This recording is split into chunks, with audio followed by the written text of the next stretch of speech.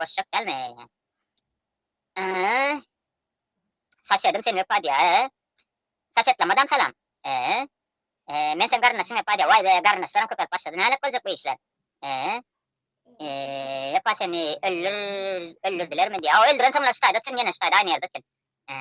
Havarman bulatlardan diye. Yok benim havarmam hiç tat olmaz. Bom bom. Tikelek işten. Sen bet diye. Tiga sağ ol. Tikelek işten bom bom. Tanam. Yoldaş kamanzira. Aram patak. Aleyküm selam. Komeden langat. Bom bom. Ağam salam de Fransız. Vay adıma olay.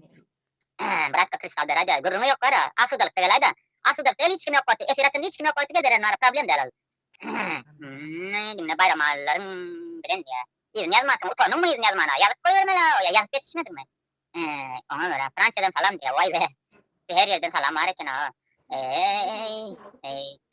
Kelepçten. Ayağıyız. Get. Odan yadelerin ara. Necisçe diye. Ne ala odan atlar var. Necisçe, rediska. O atlar var ya. Vefa sen öldün demeydi ya. Şöhret dedi ya. İyi yarasın.